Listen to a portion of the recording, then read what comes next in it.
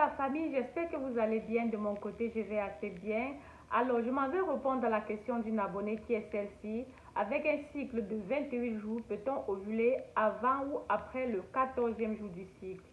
Alors, vous savez, avec un cycle de 28 jours, l'ovulation a lieu le 14e jour du cycle. La réponse, c'est oui.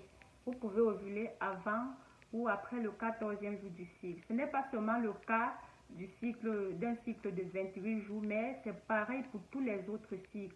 Avec n'importe quel cycle, vous pouvez ovuler avant ou après la date prévue de l'ovulation. Pourquoi? Parce que l'homme grand A, c'est-à-dire l'être humain, est un être émotif. Votre organisme fonctionne selon vos émotions, selon les situations de la vie que vous traversez, selon les circonstances. Alors, il y a les facteurs psychologiques et même physiologiques qui peuvent perturber votre cycle, déstabiliser les hormones et ça anticipe ou retarde l'ovulation, c'est-à-dire vos règles viennent plus tôt, vous ovulez plus tôt ou plus tard que prévu. Et quand la femme ovule plus tôt que prévu, ses règles viendront plus tôt que prévu. Quand la femme ovule plus tard que prévu, ses règles viendront plus tard que prévu.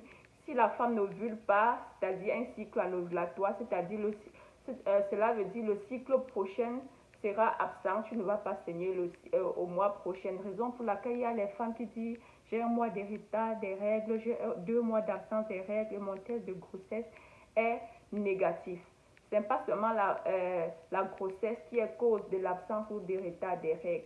Il y a les facteurs psychologiques et physiologiques qui peuvent perturber votre cycle et ça cause le retard ou l'absence des règles.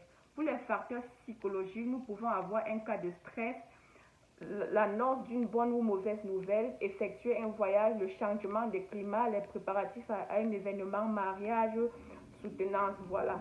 Tu peux être en train de préparer un mariage et ça déstabilise les hormones. On t'annonce une bonne ou mauvaise nouvelle, ça joue sur ton cycle menstruel.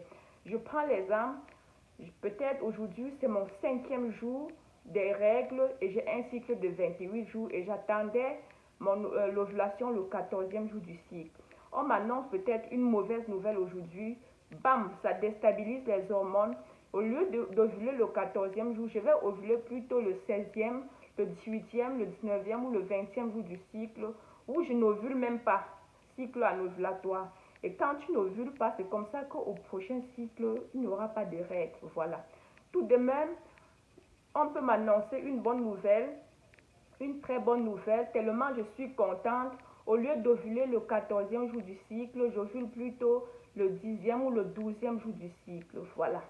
Alors, il y a également les facteurs physiologiques qui peuvent être l'utilisation de certains contraceptifs comme le stérilet, les pilules, les vaccins qui peuvent déstabiliser vos hormones, vous ovulez plus tôt que prévu ou plus tard. Il y a aussi certaines maladies comme la dystrophie ovarienne, encore appelée syndrome des ovaires polykystiques, l'ovarite, encore appelée ophorite, l'endométriose, les myomes, les fibromes, les kystes qui peuvent également perturber votre cycle et vous avez le retard d'ovulation ou l'absence d'ovulation. Partagez massivement cette vidéo, on se revoit à la prochaine. Bye bye.